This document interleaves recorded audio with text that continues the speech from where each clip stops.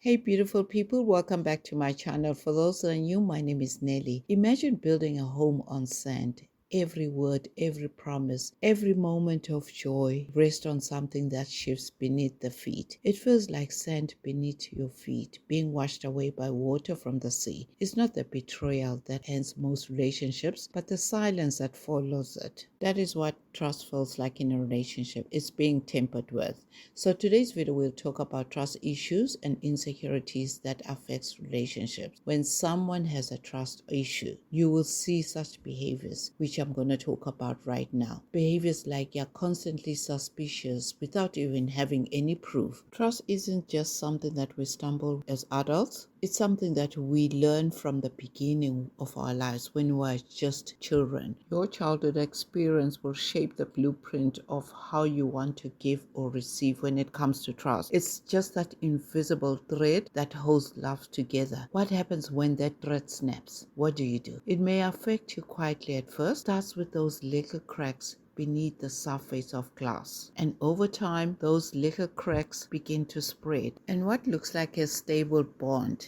can shatter under the slightest pressure. That is why trust issue, it will start from childhood. So here's how trust issues can be rooted in childhood, and they tend to show up in adult relationships. It starts with the foundation, like an attachment style. This is when a child's emotional needs are constantly met. They are comforted by their parents when they cry, and it makes them feel safe around their parents, which is normal for any parent and child relationship. You want the child to feel safe.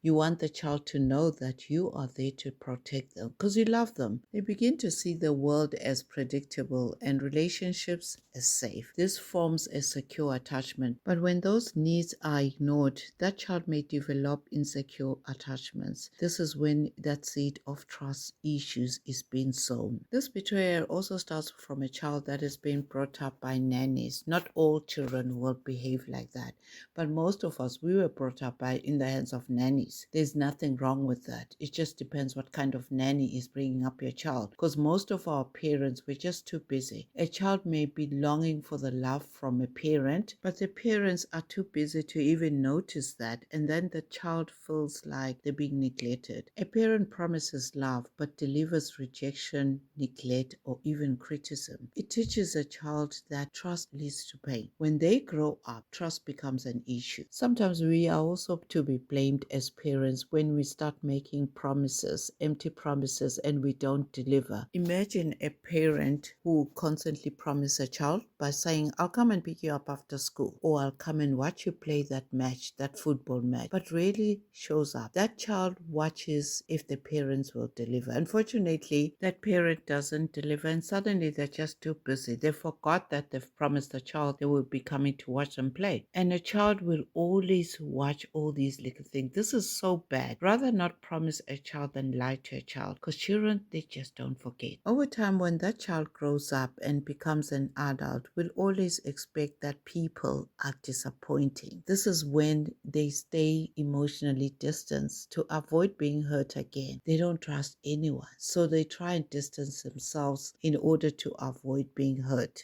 They might even internalize the belief that love is conditional, or even think that people can't be relied on. Sometimes you do get parents at times when a child is crying, they tell the child to toughen up. You cannot cry, especially when you're a boy child.